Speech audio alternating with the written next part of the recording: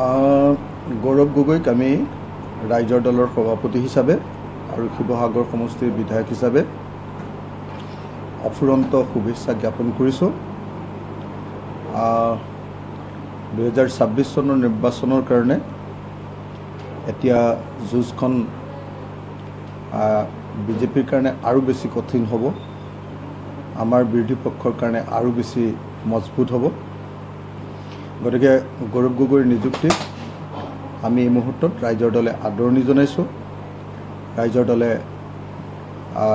গৌৰৱ গগৈৰ নিযুক্তিক স্বাগতম জনাইছোঁ আৰু আশা কৰিছোঁ যে 2026ত আমি সকলোৱে মিলি বিজেপি দলক পৰাভূত কৰিব পাৰিম আৰু গৌৰৱ গগৈৰ নিযুক্তিয়ে আমাৰ বিৰোধী ঐক্যমঞ্চক শক্তিশালী কৰিব বুলি আশা প্ৰকাশ কৰিছোঁ। ঐক্যবদ্ধভাৱে আমি 26ত যুঁজ দিব পাৰিম বুলি আশা প্ৰকাশ কৰিছোঁ। বেলেগ একো পৰামৰ্শ নাই, সেইটো অতি ডাঙৰ প্ৰতি এটা কংগ্ৰেছ দল। গতিকে কংগ্ৰেছ দলে নিশ্চয় তেওঁলোকৰ ষ্ট্ৰেটেজি ঠিক কৰি লৈছে। মাত্ৰ আমি এটাই আহ্বান জনাম যে 2026ৰ কাৰণে বিৰোধীবিলাক একলগ হ'ব লাগে আৰু বিৰোধীবিলাক একলগ হৈ আমি সকলোৱে মিলি 2026 চনত বিজেপিক পৰাভূত কৰিব লাগে। মানে আমিতো 30 মে'লৈকে চাম বুলি কৈছিলোঁ, যে 30 মে'লৈকে চাম কংগ্ৰেছে কেনেকুৱা ৰেছপন্স কৰে। তো এইবুলি আমি কৈছিলোঁ আগতে, কিন্তু এতিয়া যিহেতু নতুন নিযুক্তি দিছে, একেদিনাই আৰু এলায়েন্সৰ কথাটো পৃথিৱীৰ কোনো মানুহে পাতিব নোৱাৰে।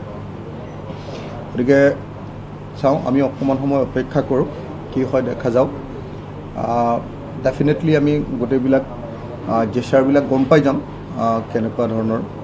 গতিকে দুদিনমান অপেক্ষা কৰোঁ, যিহেতু নতুন নিযুক্তি, গতিকে এই মুহূৰ্তত মই বেলেগ কোনো ধৰণৰ কথা ক'ব খোজা নাই। আশা কৰিম যে 2026ত আমি বিৰোধী পক্ষই ঐক্যবদ্ধ হৈ বিজেপিক পৰাভূত কৰিব পাৰিম।